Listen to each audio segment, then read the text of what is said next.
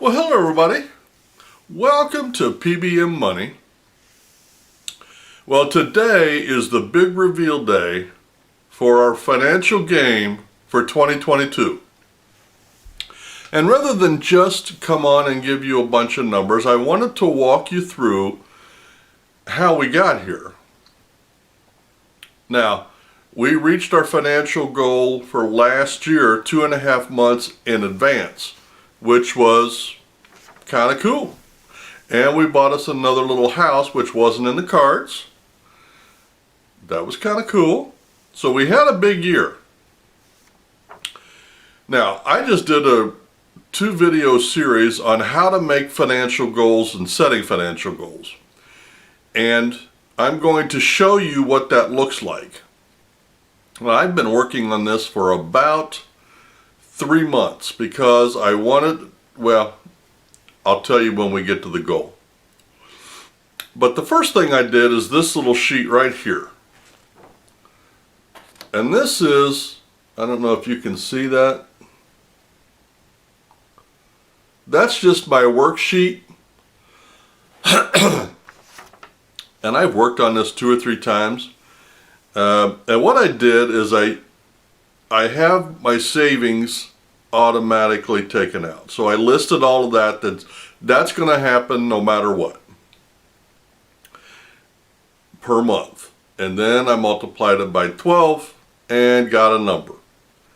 Then off to the side, I listed all of the things that should happen throughout the year, and I put a dollar value on those and then added that in at the bottom. And you can see right here, if I can, you see right down there where my thumb is?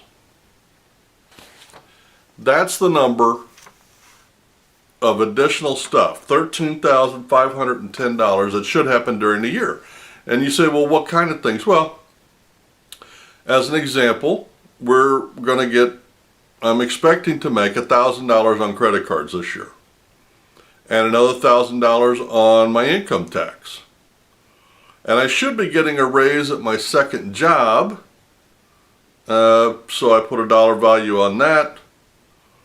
And then the money from our rental houses. And I put a dollar value on that and added it in. That's the worksheet. That's where all the hard work is done on setting a financial goal. So once I got there, I had a pretty good idea of where we were going to be. And then what I did, and I covered this in the video, is I took a sheet of paper and I went month by month by month. And I put a dollar value on each month of what I expect to save. And can you see that? Okay. So as an example, I listed from November all the way through till December. November, December, January, February, March, all the way through December of next year. And then each month, like the month I should get my raise, I put that in there. The month I should redeem my $1,000 from my credit cards. The month I should be getting my income tax. And I tried to keep a month. Now, is that going to be accurate all year? Of course not. As an example, my rental income could be better, could be worse, depending on the tenants. Who knows? But at least this gives me a guideline, and each month I listed the goal, then right next to it I put what I actually did, so each month I'll fill that out, and then a plus or minus how we did for the month. This is making what we did on the worksheet an actual guideline throughout the year. The worksheet was just to get us here, and this will be what we actually do. And we will use that every single month. That will be our guide. Now, the final form is a form that I had made, and it lists what I just showed you on a form that we can look at but broken down by categories. If you can see that. See those little colored squares up at the top? Each one of them like savings. It says my savings and the ministry savings, or the stocks, my stocks and ministry stocks. And then down the side is each month. Now out to the side is total, plus or minus. And here's something that I added this year that I think is going to be really cool. Can you see up there in the corner where it says right here? That tells us the cash on hand that we're going to start with this year. I didn't do that last year, and fortunately I undersold it the last video I did, but I was inaccurate in the amount that we saved. I said we saved 15, we actually saved close to 18. So this year we're going to have it right on the sheet so there will be no misunderstanding. Okay. So now we're going to get to the goals. And before I tell you what they are, I hope that you have your financial goals in writing. I hope you've given it some thought. And I hope that you follow us along throughout the year. Not just for us. I mean, I want you to so I can be accountable. So that I'm held accountable for our financial journey. But for you, it would be beneficial for you to be encouraged to watch the goals unfold month by month and compare ours to yours to see how you're doing. Now, when I was setting the goals for this year, I thought back on the last 2 years of financial games that we had, and we met them both in advance. The first year we had $1,000 in credit cards in a year, and we did it in about 7 months. Last year was to save up to a certain amount of dollars by December, and we did it in the middle of October. So I decided this year, once I get it all mapped out, I'm going to decide, I'm going to pray about it, and this year I don't want a hard goal. We had hard goals before and we met them. This year I want God-sized goals. And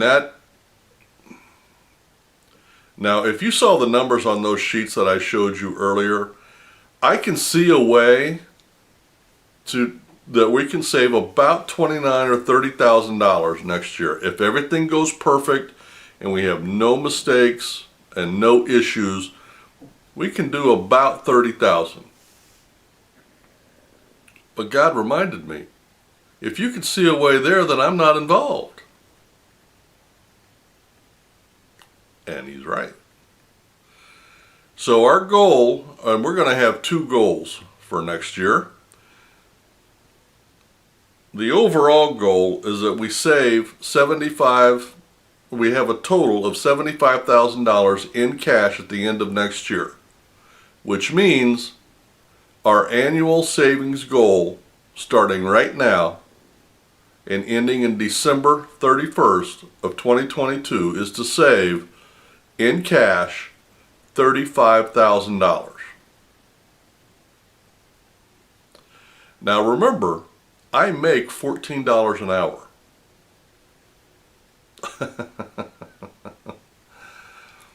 Which if I saved every penny from my job, for my take-home job,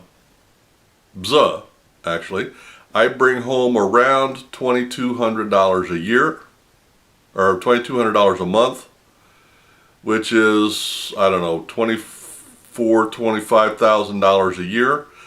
And out of that, we're going to save $35,000.